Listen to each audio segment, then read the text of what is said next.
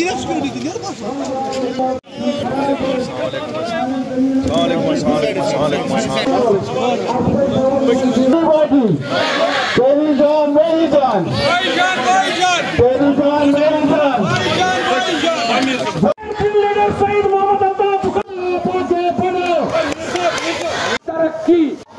الطاف بخاری صاحب اور پارٹی کی قیادت کے ساتھ میں نے شروع میں جب نام لے لیا اپنے قائد جناب سید محمد الطاف بخاری صاحب کا، میں نے اس کے ساتھ جوڑا قائد کاروان. ہم نے اللہ سے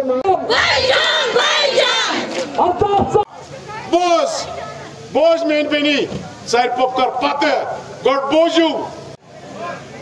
اگر الطاف صاحب تو اپنی پارٹی سے درامس ایسی نا یمن 3 ساسن منز آسان 50 ساس نیبرم لگم یہ احساس کر کہ ہندوستان ست اگر تک فیصلس پہ آج تھی کیوں دھوکہ لکن بہ ونو پتر ہمارا مقدر ہندوستان کے ساتھ 1947 میں جڑ چکا ہے اور کوئی بھی طاقت اس کو کمزور نہیں کر سکتی ہے.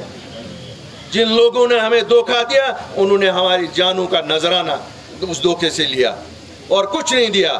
کبھی بھی یہ ممکن نہیں تھا کہ جموں کشمیر ہندوستان کا حصہ نہ رہتا، لیکن ان لوگوں کو اپنی سیاست پکانی تھی. اپنی سیاست اور اپنی اقتدار کے لیے انہوں نے لوگوں کو دھوکہ دیا. آج اگر ہم ان سے پوچھیں گے کیا کیا انہوں نے، 60 برس ایک جماعت رہی، 20 برس دوسری جماعت اقتدار میں رہی. اپنے گھروں کے بنا کیا کیا انہوں نے؟ مجھے بتاؤ، کیا وہاں ایک عام ورکر ان پارٹیوں میں صدر بن سکتا ہے؟ کیا عام ورکر وہاں یہ سوچ سکتا ہے کہ وہاں اس ریاست کی قیادت وہ کرے گا؟ کیا ان خاندانوں کے بنا اور ان خاندانوں کے چشم چراغوں کے بنا کوئی اور یہاں قابل نہیں ہے؟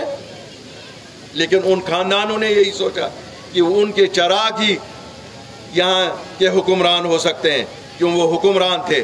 ہم لوگ کوئی حکمران نہیں ہیں، ہم خدمتگار ہیں اور یہ جماعت خدمتگاروں کی ہے، آپ کے خدمتگار ہیں. بڑھایا کیونکہ ہمارے لوگوں پہ عتاب تھا. ہمارے بچے جیلوں میں تھے، ہمارے بزرگ جیلوں میں تھے، ہمارے نوجوانوں کا ہمیں پتہ نہیں تھی ہندوستان کے کس جیل میں کون ہے. ہماری ماں بیٹیاں پریشان تھی، ہمارے دکاندار یہاں پریشان تھے، ہمارے ٹرانسپورٹر پریشان تھے. ٹورسٹ آتا نہیں تھا، ہاؤس بوٹ والا بیٹھا تھا، سومو والا بیٹھا تھا، ٹیکسی والا بیٹھا تھا. مطلب ہے ہر ایک سیکشن پریشان تھا. اگر اس وقت لیڈر سامنے نہیں آئے گا تب کب آئے گا؟ یہ تو اقتدار کے وقت ہمیشہ آئے ہیں.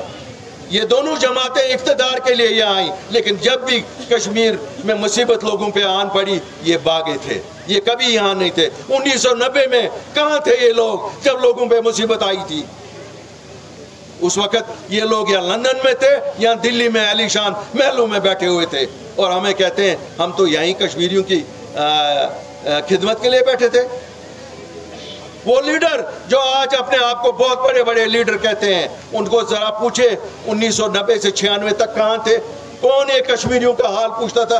کون ان کے بچوں کی لاشیں اٹھاتا تھا؟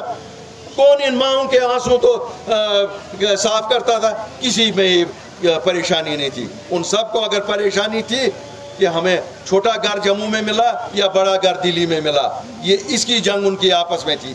لیکن جموں کشمیر کا باشندہ کسی کو یاد نہیں تھا. کہتا ہوں عام کشمیری اٹھے گا اور الیکشن میں حصہ لے گا، اس کو ان لیڈروں کی ضرورت نہیں ہے.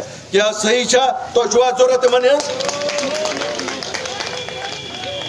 آج آپ کی طاقت نے یہ ثابت کیا ہے کہ ان خاندانوں کی اب یہاں ضرورت نہیں ہے. آج عام آدمی، ایک وہ لڑکا جس کی کوئی بھی سیاسی بیک گراؤنڈ نہیں ہے، جو 10 کلومیٹر پیدل ایک کوڑی کے گاؤں سے آیا ہوا ہے، جس کی گھاس کی چھت تھی، آج وہ ان کو لڑکا آ رہا ہے، کہہ رہا ہے آ جاؤ میدان میں آ جاؤ، ہم دیکھیں گے کس کی ماں نے دودھ پیا ہے، کس کی ماں نے پانی پیا ہے. میری کوئی ضرورت نہیں، میری طاقت آپ لوگ ہیں جو آج یہاں پر ہیں. میری طاقت جموں کشمیر کے لوگ ہیں اور میری طاقت میرا سچ ہے. گھنٹوں پہ بھروسہ کرو گے، ان کی اب شیلف لائف ایکسپائر ہو گئی ہے. یہ ایکسپائرڈ مال ہے ان کا. اب جموں کشمیر کو لوگوں کو پتہ چلی ہے یہ لوگ کون ہیں. कब तक इनको भरोसा करोगे? इससे भी आप इनको ज्यादा बयानबाजी करवाओ। यहाँ कश्मीरी अब समझता है इस बयान के पीछे क्या है। हमें पता है दिल्ली से एक जमात को कहा जाता है तुम वो बयान दे दो जो गिलानी साहब मरहूम दिया करते थे, एक जमात को कहा जाता है तुम वो बयान दे दो जो कोई और साहब देते थे। लेकिन यहाँ अब जम्मू कश्मीर के बाशिंदे बयानों पे नहीं जाएंगे, बयानों पे वोट किसी को नहीं मिलेंगे। हमें मज़ा आता है, क्यों? जम्मू कश्मीर में हमेशा मस्करी बहुत चलती थी।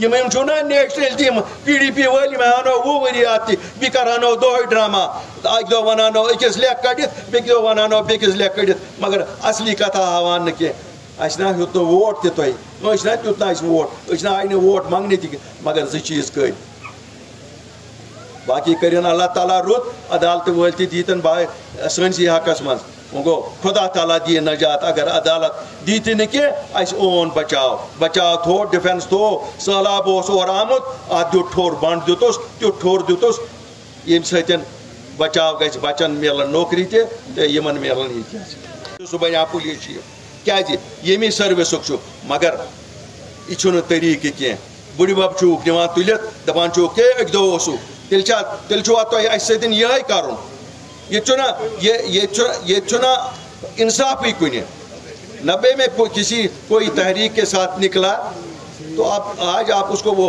शेर और बकरी का किस्सा सुना रहे हो, क्योंकि तुम्हारी माँ ने पानी पिया हुआ है यहाँ तो शेर हमेशा बकरी का शिकार ही करता रहेगा।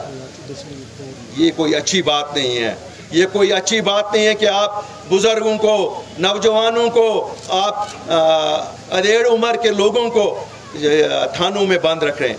मैं जम्मू कश्मीर पुलिस के इन सभी अफसरों और थानेदारों से गुजारिश करता हूं जो लोग आपके पास हैं इनको मेहमानों की तरह, क्योंकि ये कोई मुजरिम नहीं है, ये किसी चीज़ के मुजरिम नहीं है, ये हालात के मुजरिम हैं।